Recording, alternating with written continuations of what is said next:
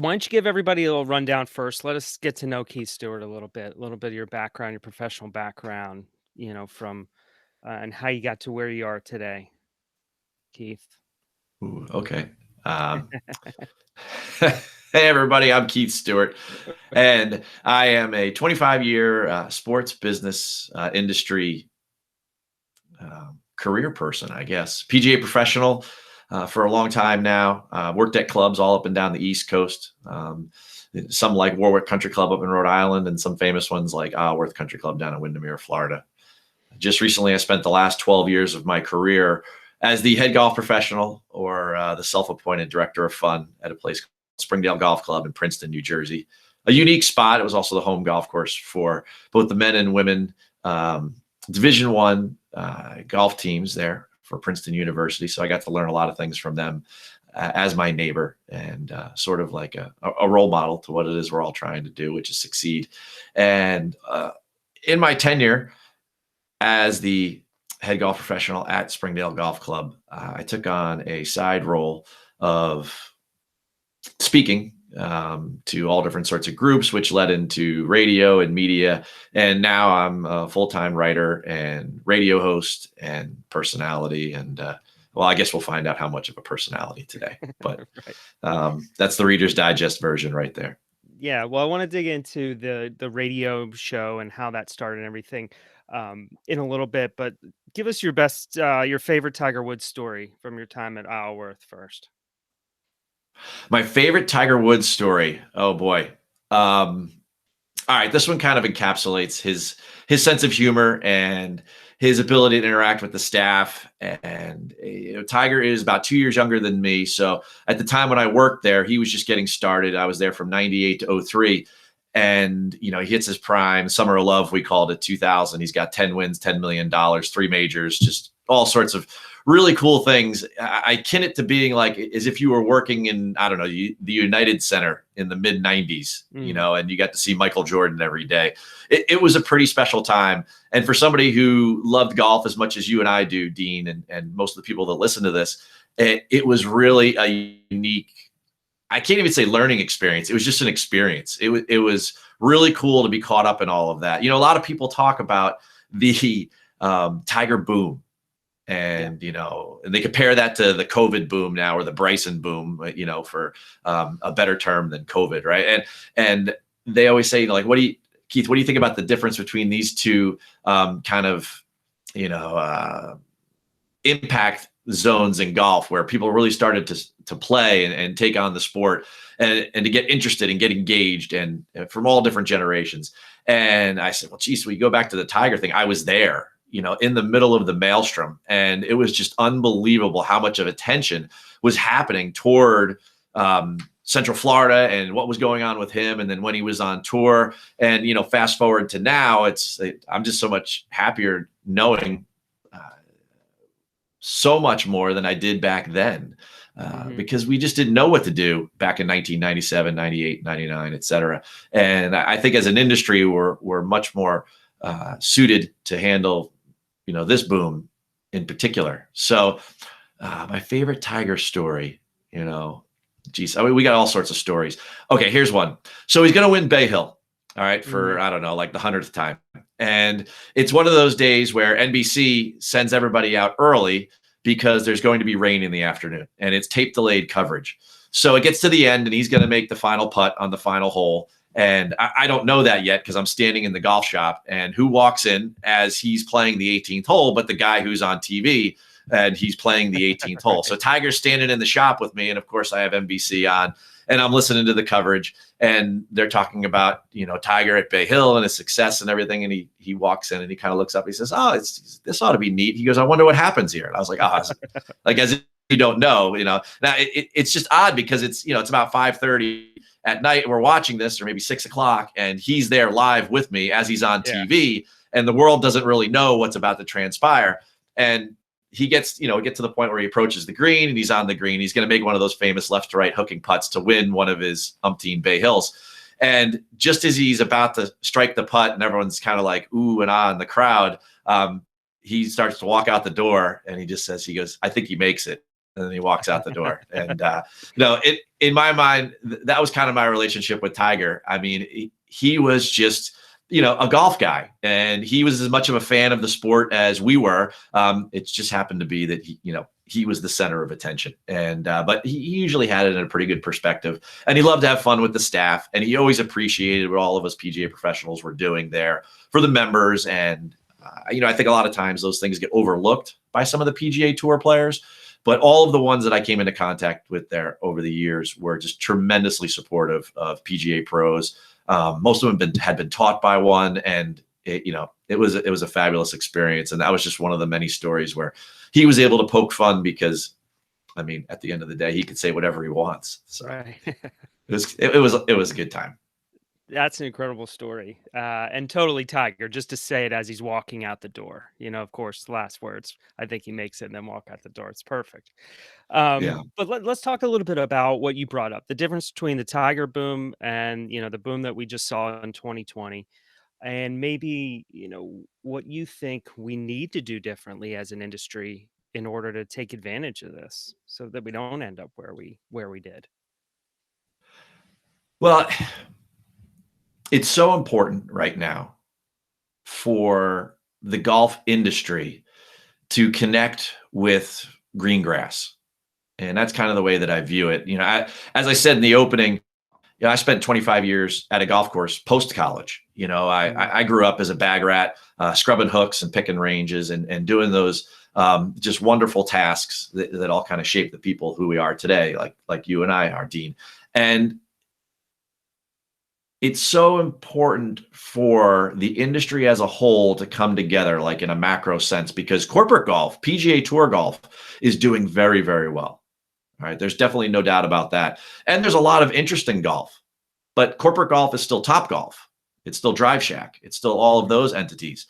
And to connect to the green grass professional, which you are, is supremely important right now. And it's one of the reasons that led me down a road of trying to understand and learn as much as I could about communication, because I think that that's kind of where the gap lies, is that day to day, Dean Kandle is so busy with everyday operations that it's tough for him to stay connected to what's going on in the business of golf. And I think you'd probably admit that to yourself as you start to think about this. I've just presented that to you, but as you consider that and you process that, I think that that's where it's most important in this boom. If we've learned anything from the Tiger boom, is that all these people are going to go to the golf course, and was the golf course equipped to handle them? The flood of people. Well, fast forward, we're dealing with coming out of a pandemic, and hopefully sooner rather than later, but we know and we have learned from 1997, but are we ready to put it into practice? Because we've got more people playing golf than ever before. I can only imagine. I mean, how many people were at St. David's yesterday? It was 60 degrees in Philadelphia, and it was a Sunday. It was our first real nice Sunday afternoon. I mean, how many golfers did you guys have? As we had about 140, right? So, I mean, we were full. We were full. Just 140 on March 21st. Right. Yeah, not May 21st, folks. March 21st. And it begs the question, how are we truly going to handle all of this? And I think that the world has accelerated at an exponential rate. And one of the things that has happened is that there's a much higher rate of communication. There is between you and your members, you and your board, golfers in general, and the golf industry. It's just like it's kind of a free-flowing stream of content and information, and it's constantly ongoing, and it's almost impossible to keep up with. So how do we get a better connection between what it is you're trying to do day to day and service and take care of and engage those 140 golfers on just one particular day, and the millions that are following golf, and maybe that we're watching the Honda Classic, but certainly we're watching JT at the Players Championship. So I think that's the number one challenge right now, is to try to connect those two dots, is to get green grass to be supported by corporate golf day in and day out. And I think that at is something that will happen, and it will come together. We just needed to come together a little bit quicker rather than, let's say at a slower pace, because spring is here. and the Masters is, 2 weeks away, and you had 140 golfers yesterday. So that's kind of my big picture viewpoint on where you wanted to go with that question, if that makes Yeah, sense. no, and it does. I can tell you though, and you'll understand this. One of the challenges though is that in the private club world, clubs are worried about this boom. Sure, they love it on the balance sheet they love it with the membership rosters. And the dues are coming in, initiations coming in, people are knocking on the door left and right. It's easy to get members right now. You don't have to try. But they're worried about how busy the golf course is. They're worried that people are playing too much golf. And, my fear is that we're gonna take this real narrow view, and people worried about, well, I want to play golf when I want to play golf, like I always have, and I don't care about letting these other people in or about taking care of new members or younger members at our club because they're gonna get in my way. And I think that's a viewpoint that's gotten this game in trouble, but it's something that is out there right now. And I think that's gonna be a challenge, for the PGA professionals to try to manage that.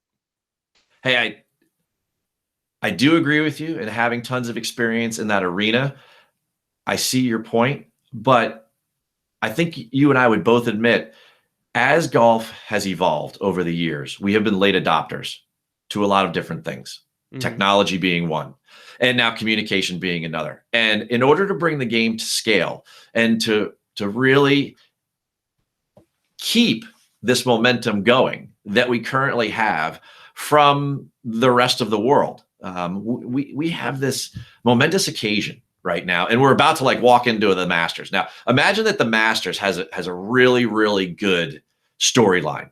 It has a Rory win, or it has a JT and Dustin Johnson playoff. Just something like really, really dramatic. And then we pop out of that, and in the Northeast and the center of the country, and then most of us are now officially starting the golf season, and we have the golf season over 90% of the country. Imagine what that would be like. Do you really want to slow that down? Oh, Right? no. I'm not saying that No. you do, Yeah. right? But this is where the communication piece is so important, and Mhm. where we need to connect with corporate golf America, I think, as PGA professionals, is that we need to be able to tell them, like, hey, this is what we can handle and this is what we can't handle. And have, a very thoughtful conversation about where all of this is going and how we can maintain it, because it'll just go away if we can't help everyone. And it's unrealistic to think that we can do that under the same set of circumstances and amount of employees and procedures that we were using back in 2018 and 2019. It's just not the same ball game anymore. So, if you were still putting the key in the door at Springdale, right, and this is 2021, this time of year, how would you be trying to make that connection? How would you use communication, and that skill set for you to make that connection, that corporate and green grass connection you're talking about? That corporate and green grass connection. Um, well, it's basically how I evolved. The question that you Mhm. just asked was how I evolved in the workplace and ended up where I am now, out there on the radio talking about golf and trying to really bring those two sides together. Those that follow my show know that I'm constantly bringing on like Dean Candles or industry folks that hopefully will understand my perspective, and I present this point of view, and I have a large PGA professional men and women audience that listen to me, and that's one of the ways that I try to connect the two sides. So Mhm. I take the opportunity to reach out to those folks in our network that are making decisions on behalf of the greater golfing world. And I bring them on air and I try to ask them not tough questions, but realistic questions about how do you think all of this is going to work out? Because they do have the resources to be thoughtful about this and sit down and whiteboard all of it, whereas you right now are catering to 140 people yesterday, and then it's going to be 140 people the next day and the next day. So I appreciate your question, in that this goes back, and this is why I mentioned it talks a lot about my evolution as a golf professional. 7, 8, 9 years ago, when I was at the club was getting busier and busier, but there were less and less people hanging around. They'd come, they'd play, they'd eat, they'd go. If there was a social event, that's great. but the general day-to-day hanging around just wasn't happening. And I can remember being a kid, hanging outside the bag room on a Friday night, and all the men of the club would come out. And folks, this is a long, long time ago, so I'm not trying to be disrespectful to anybody, but they would come out on a Friday night and they would hang out on the putting green with their buddies, and they'd walk by the bag room door and they'd say, hey, Keith, give me my putter. And I would give, all right, Mr. Kandle, here's your putter. And you'd go and you'd grab a couple golf balls and you'd go and you'd putt with 5 or 6 of your friends on the putting green, and you'd do a state of the nation for the week. What's going on at the club, what was going on at work, what you're going to do that weekend, what the event is, and they would try to figure everything out. Well, fast forward to 10 years ago at the club, and none of this was happening, but that's what I grew up with. That was the environment that kind of conditioned the way that I thought, and I would approach my job at the club as a communicator. So without those folks showing up, I thought that I had to do the next best thing, which was to reach out to them. So I did. I reached out to them in the form of a newsletter. Well, at the end of the day, the last thing I figured out quite quickly was people don't want more email, and they weren't really going to read a long PDF of anything, no matter what it was I constructed, or how creative I could be and entertaining them, and what I would write or do, or the pictures I would put on it. So I made it a very, very short communication piece. And then that started to get some results. It started to get people signing up for things, or having them be more knowledgeable of what was going on at the club. Well, fast forward a year or two more, and my, I guess, priority was to continue down that road, and more people were interacting with me. And what was interesting about it was that, if you're not doing this already, I can't encourage people to do it any more so than me sitting here and saying it right now. And that is, you have to reach out to your constituents in some way, shape, or form, whatever the way is you're most comfortable. If you want to record a beginning of a week, a 2-minute video, and send it out through the club's website, whatever it is you want to do, you have got to put yourself out there as the number one communicator, the face of the club. If it is a country club or a golf club and you have a golf course, believe it or not, you are that person. Man or woman, you are that person. And you've got to go out there and do that. And I did that, and I kept doing that. And as people kept giving me more and more feedback, they would say, Keith, we want more of your message and more of your message. Well, it got to the point where within the community of Princeton, there were a lot of people I was giving a golf message to, because it's not always just about, what day of the week is the one-day member guest. It was a golf tip. It was a report on what was happening at the club, who our club champion was. You celebrate your members, or you celebrate your players, and you also celebrate the game of golf, because, how many times, Dean, has someone walked in the shop and asked you about something you've already seen 6 times on the Golf Channel, and you have to come back and you have to have a creative conversation for the 7th time about it, right? And those are our fans, those are our members, those are our clients, our customers, our friends, and they love golf and they live for it. So, we have to keep giving this message. So at some point, I just thought about it, and I was like, there's just got to be a better way to do all of this. And so I took it to the next level, and I started to make videos for the club. And then that led to, Keith, you should try to do this on a larger scale. And at first I thought a scale was something that was in the men's locker room, that told me how much I weigh. And since that time, that was about 5 or 6 years ago. And now that I really know what scale is, I can't encourage the people listening to this enough to figure out what their scale is, and how to reach more people for what it is, for how hard it is you're working, that, try to reach out to more and more people and let them know what your message is as a golf leader. And certainly that starts with your members, or if you're a public or resort facility, it starts with your customers and your clients. So that extended into doing a radio show that was completely centered around the club, called Springdale Golf Live. And it was a message piece every week where I would go on there and I would talk about the results of the week at the club. Who won the men's game? Who won the women's game? Did somebody have a hole in one? And I was doing this on the radio. On a real radio show. This is on a real radio show. Right. Now, the whole thing wasn't dedicated to just Springdale, but a good part of it was.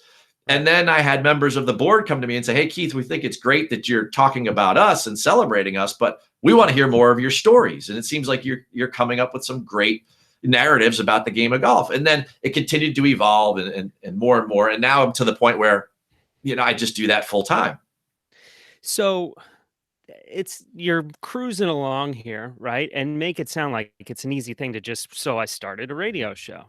Walk me through that a little bit, right? So, because that's a huge step. This isn't, I mean, this is probably, there were podcasts then, but not as nearly as popular as they are now, right? And they're easy to do. They've never been easier. Much more challenging and stressful and nerve-wracking to get yourself on the radio, because you were not a radio professional prior to this, right? Did you have any No, experience? Yeah. zero. Yeah. So No. how'd you get it started, and why'd they put you on the air? Um, I, I guess I'm a very convincing person. I don't Right. know. No, I kind of say that zero in jest. Yeah. If you think about it, PGA professionals, men and women that are there at the club, whether they're a director of instruction or a director of golf, someone like yourself, Dean, we are all great storytellers. And the industry as a whole has never really celebrated that, I think, to the level with which it becomes a position of strength. And that was something that I just looked at as a niche that I would try to explore, right? To say that I didn't have any experience as a public speaker would be like you admitting that before you did this podcast that you didn't have experience as a public speaker. I mean, how many different, events have you given the results to? Or, have you gone to speak to a junior golf camp? Or did Right. you go into the schools in town and do a clinic? All of these things add up to being great communicators. But we've always kind of, kept blinders onto the world and just been a big fish in our small pond. And I just looked at it differently. I took the road less taken, and I looked at it as such that, there's ways that I can reach out and I can push forward what we're trying to do as an organization, as the PGA, to try to, and I'm not going to use the phrase, but get more people involved in playing golf. Hmm. The overused Right. phrase, Right. We and know we that one. always, yeah, we all know that one. That's why you're laughing right now. I can see the big smile on your face because it's just one of those things where we've heard it a million times over, but like, what do we do? All right. That I was passionate about being an expert in communication as a golf professional. Hmm. Okay. And I studied it. And so I go back to saying zero. I just didn't have a radio show before that, but I took time to study it. I would listen to a lot of radio, anything that was a podcast. Some of my heroes like Bill Simmons or Howard Stern or those folks. You listen to them hold conversations with people, and I would study how they would orchestrate a conversation. And I would practice by myself because I had this plan of taking these things to the next level and telling more golf stories to try to get more people engaged. A lot of golf professionals look at us now and they'll say, "Oh, well, we're really busy." Okay, well, who was the one that was planning on a global pandemic in order to make this happen? Right? Right. Because the trend for golf in 2018 and 2019 was that all of the clubs and in general people, there was a general malaise about the game. It was like, oh, there's all these headwinds. The game doesn't have enough diversity. It takes too much time. My friends don't play. It costs too much.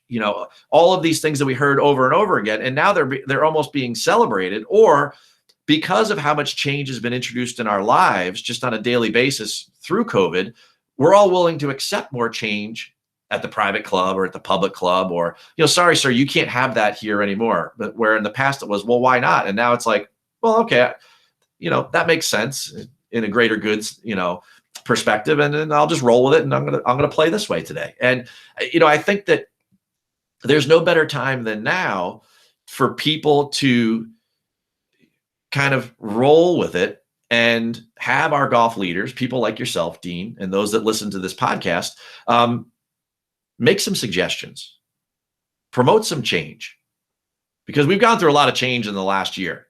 And there's going to be plenty more. There's probably going to be more in the next year than there will be. Everything was basically shut down last year.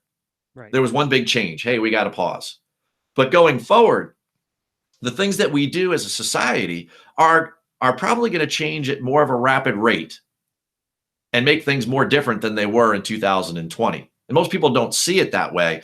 But again, that's just my perspective on it. And that's why I started to approach larger mediums, and I learned what scale was of how I was going to get a message out about what PGA professionals are and what we do. The essence of your question is about education. And it's also, what reverberates through this entire podcast is that you are an educator at heart. Mm-hmm. And since you can't probably teach all of the lessons that you'd like to on your lesson tee on a daily basis, you now reach out to a larger audience. And in a Horton sense, Smith, a Horton Smith sense, strike that, reverse it, right? You are now, reaching out to a much larger audience. Well, I had those same genes inside of me that I wanted to do the same thing, and I volunteered for the different positions and committees within my section, and people needed to learn more about how to record a video or how to create a newsletter. And I think that's really the important part of your question. It's not so much how much did I end up on the radio. Maybe it was some hard work, maybe it was some timing, maybe it was some luck, but I took the time to educate myself on things that I didn't know about that were interesting to me. No different than if I was really interested in the teachings of George Gankis. And I just Right. thought, man, that looks pretty foreign to me. I'm going to look into this guy. I'm going to join his website, and I'm going to take the time to explore it and try to learn more about it. So that's what I did when it came to trying to tell stories. I love to write, and I love to interview people. I love to have conversations like this. I'd love to get you talking. Mhm. It's the essence of who I was as a golf professional. So how I got to the radio, I don't think it's as important as it is that we all take the time to do what you're doing, which is look into things that we are curious about, try to learn more about them, and then educate our fellow professionals about them. So that way, as a group, we gain more strength in our ability to communicate.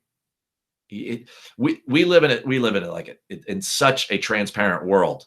It's kind of crazy how fast in the last 5 years things have changed. And when you think about your role at the club and the way that people interact with you 5 years ago versus now in 2021, all golf professionals need to work on their communication skills, starting with myself. There's not a Well, doubt in my mind. what's the first thing we should do in order to become better communicators? What if I stink? Right. So Keith Stewart's advice on how I get better. What's step one? Find something you're interested in and follow someone that does a good job of communicating it. Mhm. All right. Go out and find some inspiration, Dean. That to me is what people don't do enough of. They get so caught up in their day to day that they don't spend enough time doing something valuable for themselves. The world moves at a pretty fast pace these days. And we may be husbands, we may be fathers, you and I, we may be friends, partners, playing companions, whatever that may be. We may be, somebody sits next to it, a fire pit, right? Or a soccer game, if we get back to that. And we're always, and especially in the PGA sense of it, we are, you know, customer service agents. And I talk about this all the time. If you want a healthy work-life balance, just get a white piece of paper out and say, how many things can you accomplish at work and how many things are you accomplishing at home? Well, I guarantee you the average male or woman PGA professional, that list is going to like triple of what they do at work for what they do it in their day to day. Okay. And their need. So if that's not balanced, how is your work life going to be balanced? And that's not to Mhm. say that you don't have a partner that's at home that helps you with that, but that person may work also. So I think it's time for all of us is that find something you're interested in and treat yourself to that, whatever it may be. You may be very much into hockey. You might be into fishing. You might be into reading, and then go consume something on that and find an expert in that and someone that motivates you. Find a role model for yourself and follow what they do and then copy them. Maybe even reach out to them. Some of these little niche things and the people that work inside them, they would love to hear from you. Sure. I'm not saying be into basketball and reach out to LeBron James, but there are people within your community that you can go talk to after you get a sense of what it is their day to day is like. And then you could be a coach at a university. I mean, that person will have the time and then go from there. So that would be my first piece of advice is to look internally at yourself and say, what is it I'm interested in? And I'm going to go learn more about that and see how someone approaches that. And then use that as a reference point for bringing it back into your world, take the comparables, and then work on your own communication skills, your own manner of public speaking, your own style of storytelling. I mean, that to me is how to get the process started. So, what did the radio show for you and having this extra stuff going on. A lot of PGA professionals are going to look at that. They've looked at what you've done. They look at what I do, and they say, "I don't know how you have time for it. How do you squeeze that in?" Right? We've got so much to do. But I know what the answer is for me. But for you, did that give you more balance in even in those times where you were really busy, and provide you with some sense of doing something for yourself that helped you even maybe be better at work? I'm not a big believer in if you're busy and you make yourself more busy, you'll figure it out. Hmm. Chances are, if you just keeping making yourself more and more busy, you're just getting more and more busy, more and more confused. Think more things are falling by the wayside. I think it really takes a moment of being thoughtful about your day to day and what it is important to you, and prioritizing those things, and then breaking it down and removing some things. Deleting some things from the desktop.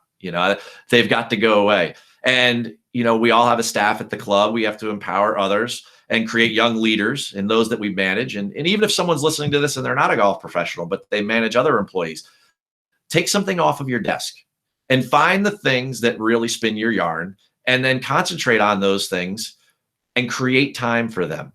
It's very interesting to me that you and I might sit there and we might watch our kids at an athletic practice, right? And the time is managed by the coach. Let's say it's Little League. And they're going to go from, batting practice to fielding practice to running to this. And it's all managed by time. And then you look at your day to day as a golf professional, or whatever your career choice is, and how much do you manage your time? How much do you partition it off? And how much do you draw the line when, if you didn't get to something, well, then that's going to need to go to a different day, but it's time for me to move on to something else, right? It's no different than how an athlete looks at training. And imagine if you were getting into it's an Olympic year again. And Right. if you were training for the Olympics and you had 4 years to train, how would you even come up with that? Imagine you had 4 years to go for a race that lasts a minute. Right. And you had to come up with, like Michael, in a Michael Phelps way of life, and you had to come up with a way to try to organize all of that for whatever it is, 1,500 days, right? To come up to get ready to prepare for a minute, right? And I think that what people do is that they feel like, oh, I'm going to try to do this. I'm going to try to do this. I'm going to try to do this. It's like, no, it's like, honestly, take the time to assess what really matters and remove some stuff. You've got to remove some stuff first. Okay. So you got to call it waste management. They got to back up the truck, and then you got to throw some stuff away. All right. And then after that, then you find the things that really empower you, that give you that inner glow. And then you got to work on them at the club or wherever your role is. And then you want to work on them at home too. And don't forget the family, So I think that what I'm trying to do and beat a dead horse here is that I don't think enough people in the customer service industry ever service themselves. We're such great people, and we're so kind, and we're so thoughtful, but we're always thinking of others, and we forget ourselves. And you can't have a work-life balance if you don't ever consider the customer. And in this particular case, the customer is you. So getting back to it, that's step 1, 2, 3, etc.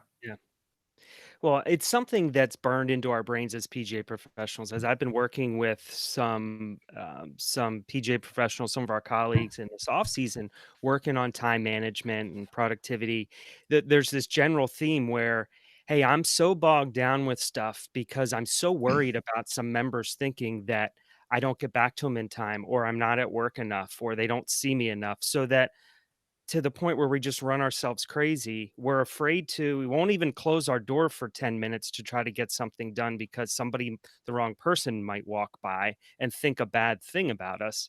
And I think this is something that's been hurting us for so long, as we've changed, as our roles have changed, and as they change faster and faster um, every year. We're trying to fit this old model of the PGA Pro into this world of fast communication and everything, but we're still trying to be out on the first tee for 8 hours a day. It doesn't fit, right? And it has us going crazy. Yeah, there's no doubt that people would accuse me of being crazy at some point, right? Right. But I went through a little bit of a paradigm shift, and I'm going to try to blow your mind here. Okay, there's a difference between expectations and standards, Dean. Okay. Expectations are the thoughts that other people put upon us. Okay. That's their cloak of whatever that they cover your world in. All right. Standards are what we set for ourselves. So you're a tremendous professional. You were golf professional of the year in your section, which is one of the most large and historic sections in the country, the Philadelphia PGA. And you were golf professional of the year. You have very high standards for yourself. And everything you just mentioned, am I at the club or not enough? Am I doing this enough? Am I doing this enough? Those are expectations that are set forth by your boards and the people that are around you. But I know you believe in your standards, Dean, because you were golf professional of the year. You set the standard and you did it in 2020, right? So in a pandemic year, you were considered by your peers as setting the standard, and those standards were developed by you. So I just throw it out there. I say there's too many times that we judge ourselves by other expectations rather than writing down a set of standards for ourselves and then judging ourselves by that. Because you know what you can do and what you can't do, right? Other people don't. They just tell you what they want. People want what they want. And sometimes we can give it to them, sometimes we can't. So just I would throw that out to your listeners and to you personally that, I mean, you set some pretty high standards for yourself. Not living up to certain people's expectations, I'm not quite sure if that matters. Well, I agree with you there. And one of the questions I've been asking people too is that do those members, do they truly have those expectations? Or are these just our perceived expectations, right? Do they really, does that person care if they walk past your office looking you're not there? It may be one, I don't know. Hopefully you don't have a club full of people like that. If anybody listening it has that, I feel for you. That's a challenge. But most of us don't. And I think the more that we start to understand that, and to your point, set these standards. Am I responding to people in a timely manner? They don't need do they really need my email back in 37 seconds? They really don't. No. They're at their desk just getting something off their plate, right? They have more going on probably, or just as much as we do. So it's starting to really be realistic about those expectations. I think that's a great way to think of it. What are my standards? And if I'm living up to my standards that I set, what else do I really have to do? I mean, every successful corporation or entity in the world has a value system or a set of standards. Right? And the best in the world, the Disney, the Amex, all of those people, they all have, I mean, this is a step beyond being a mission statement, like an all-encompassing theme or mantra. This is like, hey, we are going to hold ourselves to this, and this every day. And then a customer comes in and says, well, you didn't do this for me. Well, hang on. We do this, and this every day. But you bring up a really good point, because I do think a lot of times we are tasked with doing so many things that we, like in a Pavlov sense, we get conditioned into the idea that, there's more that we're needed to do than quite possibly is even humanly possible. And, I hope that if people are at a place where they're feeling that way, I think they should rewind back about 6 minutes there, and they should listen again and take some notes, because they would do themselves a tremendous favor and let a little air out of the balloon. Because if you don't let air out of the balloon, you know what's going to happen at some point. Right. And that's not, it's not a pretty scenario. So now that I'm thinking about this, thinking out loud about these standards, let's say it is about our standards for how quickly we respond to different requests, whether it's an email or a voicemail or a text message. I'm, writing down those standards, having those standards as a team and as a staff. The clarity that your staff would then have is say, just like a Disney or something, this is what we do. This is how we respond in these situations. And then being able to, I would think that a member, if they ever complained you didn't get back to me, if you shared with them that you have a written set of standards, I mean, that kind of puts a lot at ease right there. Like, oh, you're not just forgetting about me. You've gone well beyond, above and beyond here, and you have this defined. I think that's a great look for any PGA professional for your entire team. I love that. It's a win-win, because it's Yeah. internal and it's external. At the end of the day, style filters down. So internally to your staff, you show them a cool confidence, right? That you uphold these certain standards. And then you're going to have them uphold them as well. And then to the board or your owners or whoever it is that you report to, you can also say, hey, when something doesn't go correct, well, hey, we are trying to do this on a daily basis. Everyone makes mistakes, and how we handle them, and we're going to move on, and so on and so forth. So yes. So you were successful. We're talking about staffs and teams. You're very successful as a head golf professional. You're also Bill Straw's Ball winner. You yourself were the Golf Professional of the Year in New Jersey section. So I don't want you to just talk about me. You deserve that recognition as well. But so in what ways did you prioritize development for your staff? What were some of the keys that you used during your time at Springdale to help your team improve? That question right there might be an entire podcast in and of itself. Right. And you and I can laugh about that because it's the essence of who you and I are, developing young leaders and then, sending them off on their own and testing them, almost like being a father. People always ask me how many kids I have. I mean, I've got 2 at home and I've got several all over the country. And if you treat it like that, I mean, that could be taken a little bit weird, though. Yeah, in a golf PGA sense, Right. okay, fair enough. All right, but I think what's most important to understand is that we have to start with some sort of Strasbourg mindset like that, like we are a coach, like we are a mentor. I mean, at the end of the day, 100 and something years ago, this whole industry was built upon the mentor-apprentice relationship. And that should still exist today. And we've talked a lot about different interests, side hustles, distractions, expectations. There are all these different things. But the essence of what the PGA of America was built on was the idea that I go work for you, Dean, and you help me become a better human being and professional and employee. And then I'm going to some point graduate from the Dean Kandle School, and I'm going to move on, and I'm going to try to create my own family tree in the same way. And I think that it starts with a mindset just to begin with. All right. We have to be willing to put the extra time in there. And that has to be a huge part of how you prioritize your time.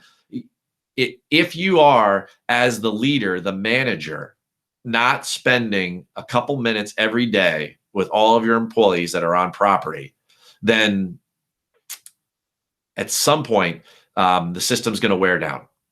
Right. All so right? You're pointing this out as step number 1, and that's the first place that this breaks down. Right. Yes. More Yeah. often than not. Yeah. I mean, I used to go as far as to think that I would set up every year with my employees what I called an IDP, which was an individual development program. Let them know that I was into what they wanted to do, set expectations and standards from both sides of what we were all talking about, and then check in with people as often as you could. Because at the end of the day, you and I both know that if 140 people came to the club yesterday, you probably saw 35 of them. But yet the outside staff, who are the pawns on your chessboard, saw 140 of them. Yep. So you have to empower them to be an extension of yourself. And you have to let that style trickle down and filter to them. And step 2 is the idea that you're constantly teaching and empowering and trusting. Trust is a huge part of that dynamic. Let someone go out and make a decision. Now, you're not going to start with the person who runs your outside staff and say, hey, go run the 3-day member guest. Of course not, right? But you could say like, hey, why don't you design a way for us to set up the short game area for the 3-day member guest? And come back to me with a plan 2 or 3 days ahead of time and say, oh, well, why would you put the pyramids there? And they would say, oh, because I think I watch people all the time, Dean, and that's where they like to chip from. Okay, well, yeah, we should put the balls there. I don't know that. I have no clue, right? But you're teaching me something. And in that moment, that person feels truly empowered. And they're pretty psyched about their role, no matter, how large or small that role may be, Right. So, that, again, it's going to sound really redundant, but I cannot stress enough how much I've tried to focus on being a great communicator in my life, in my marriage, in my parenting, and of course, in my job. All right. There aren't enough things that you can read, I believe, that will help you in that capacity. And certainly some of the things you read just aren't very good. And some of them, will really blow you away. and you live for those moments. And there's tons of people out there. And if you're not a big reader, there's these podcasts that are out there, and there's all sorts of great stuff out there. Just dig into somebody. Again, find something you're interested in, and then go dig into that. You know, one of the coolest things I ever came across in a podcast. I get into the business side of golf, and of course, look where I've evolved to, right? There was one called The Corp, and it was Big Cat from Barstool, all right, and A-Rod doing a kind of leaders in business podcast. Now imagine that whole combination. So for me to sit here and say, go find something, you have to go find something, because who would ever make that up, right? But if you go listen to them talk and have conversations about, you know, being leaders and successful entrepreneurs and things of that general nature, it's a really good conversation, and I enjoy it. And I'm not saying that's the perfect one for Dean Kandle, but go dig into a couple different things. You don't have to listen to the whole thing. If it's 40 minutes long and after 10 minutes you don't like it, I can guarantee you're not going to like the next 30 minutes. Turn it off, find another one. That's the beauty of there being hundreds of thousands of them out there, right? And that's the beauty of you really stressing that the first 10 minutes of yours has to be really good. Yeah. So I think we've accomplished that, hopefully. So when we're breaking this down, your keys to developing our staff is: 1 is put the time in, take the time. 2 is build trust, show trust, and then they'll trust you back. And that's really the key to any of these relationships with our teammates. So one last thing, and I'm going to ask you one question that Hang on. If we're going to bullet point that, there's a third step. Go ahead. So any sort of success in life comes with a start, a middle, and a finish. All right. So when you're hiring people, make sure you have an exit strategy in mind. All right. And obviously you want to start with a positive one and a positive mindset, but it's not just good enough for us to recruit and to bring in good talent, and then to train and to communicate and to empower and to do all of those things. But it's also to find a way for them then to graduate. Yeah.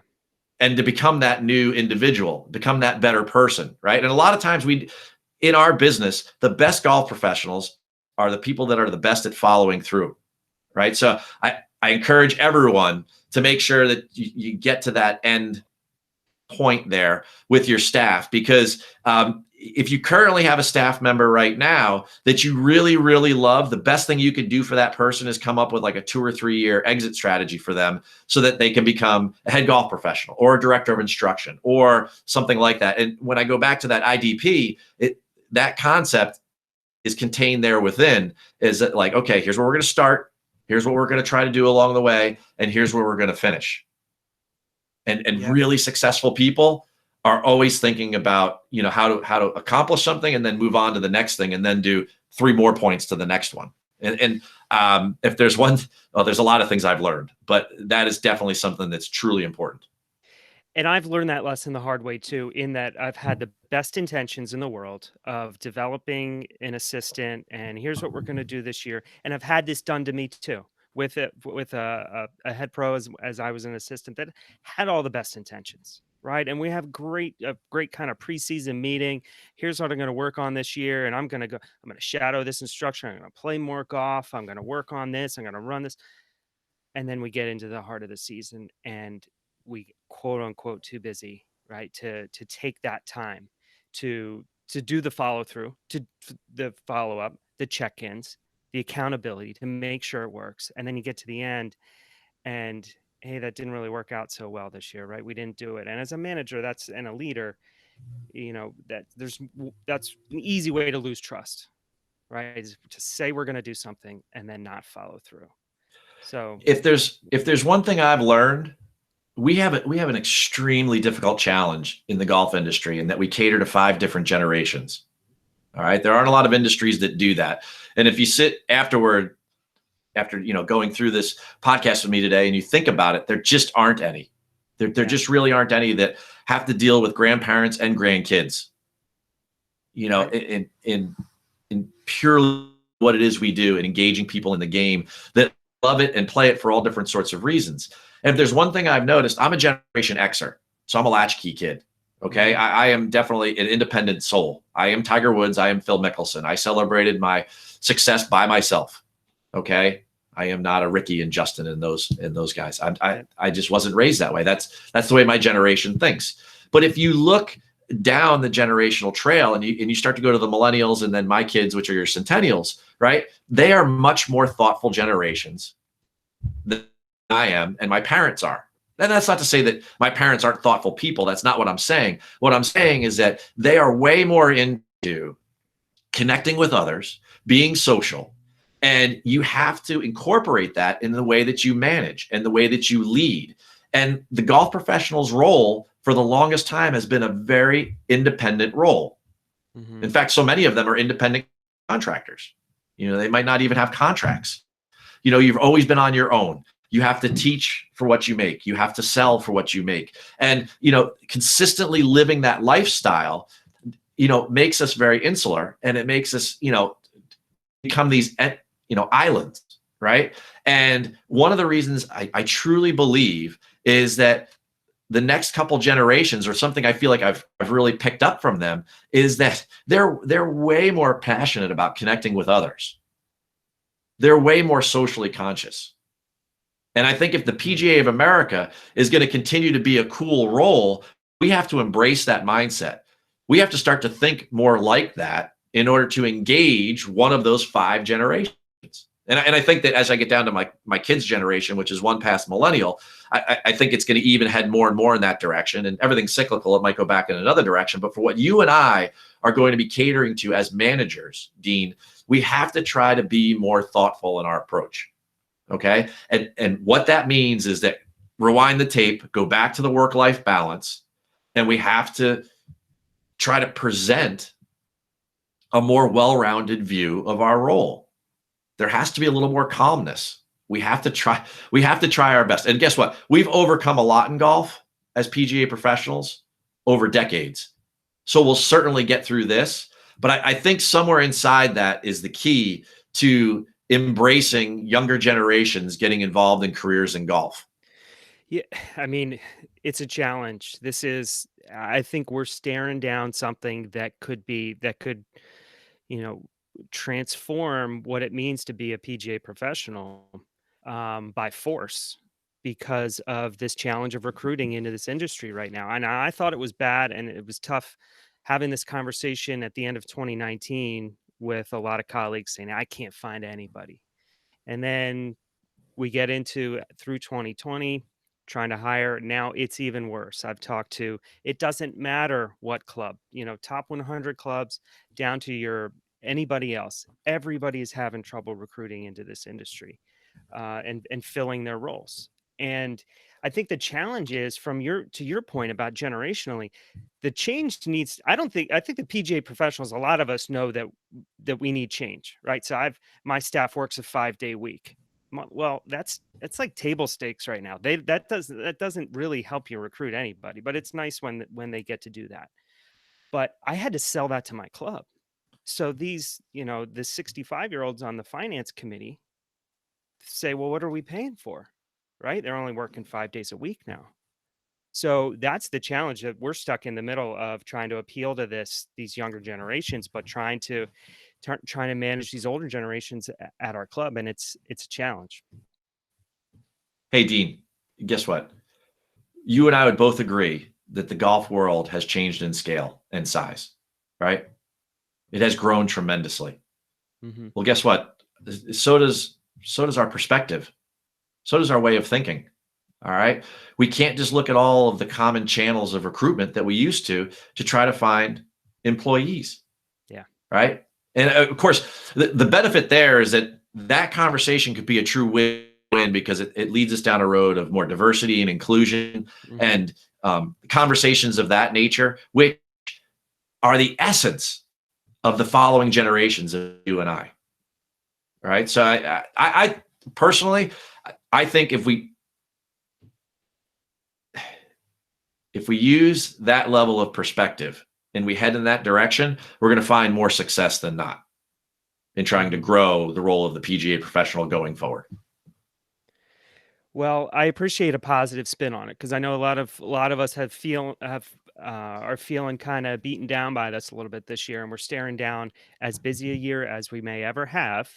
Certainly busier than 2020 because we're not going to be closed for 6 weeks. A lot of people with less staff and trying to meet the demands that this boom has caused. But I do think to share an optimistic view on it, it might just be like, hey, we need to rip the band-aid off this and change what the actual role of our PGA professionals should be, because right now it doesn't fit the world that we're living and we need it to fit. There's no doubt about that. Sometimes when you're caught in the middle of it, which I had been for so long, it's very difficult to see outside your world. Mhm. And now that I look from the outside in, you were really digging into that question of why radio, why this, right? It could have been radio, it could have been a podcast, it could have been anything. I wanted a bigger medium to tell a better story. Okay. People go back 5-6 years and it was very cliche to say, what's your why statement? Right. Mhm. My why statement was that I want to change the way that people perceive the game. And I believe that I have a talent and a voice for doing that. And that's why I choose to do that each and every day. And that's why, people say like, oh, you're no longer a club professional. I will always be a club professional. Yeah. I haven't changed my identity. I'm not Batman, right? I have just evolved into something else based upon what I believe will help our industry make that connection between the corporate world and your world. And if I could be that ambassador, that liaison that connects your role to a younger generation and makes it cool again. Because as far as I'm concerned, Dean Kandle's a cool guy. Golf professionals, men and women, they're all cool people, right? But they're kind of busy and their story's getting kind of lost. Well, guess what? I'm going to take the time and I'm going to take it upon myself to tell as many stories like yours that I can. And you're going to find out that over time, people are going to want to follow that more than that negative sentiment that, you kind of feel drowned by at times. But I know you're not a negative person, right? You will always find a way to conquer those headwinds and, make our game more representative of the whole world. And you'll bring in people from retail and you'll bring in, interns from colleges and schools and high schools that, they may not have any golf experience, but they're athletes and they care about others. So, I think that everyone who thinks like you and is inspired like you and quite frankly, is inspired by you, Dean. I think we're all going to find a way. And that's why radio is just really a metaphor for me for telling a story. A better story about golf. And I couldn't be happier about not a global pandemic, but where the game is right now and the 50 million extra people that played last year. Yeah. Well, Keith, thanks for what you're doing and thanks for telling our stories and getting the message about the PGA professional out there. You're certainly great at it, and congrats on everything you're doing these days. Keep up the great work. I know we're going to see you doing a lot of great things ahead. So awesome conversation today. I really thank you for taking the time. Dean, for you, I have all the time in the world. I'm happy to budget that out. That's for sure. In my in my work-life balance, a little Kandle is good for me. So I can't thank you enough for telling my story in a positive light, and it inspires me to do more. I hope more people pay attention to what you're doing because it is truly great work. I appreciate that, and we'll do this again, I know. So thanks again. Absolutely. Take care, everybody.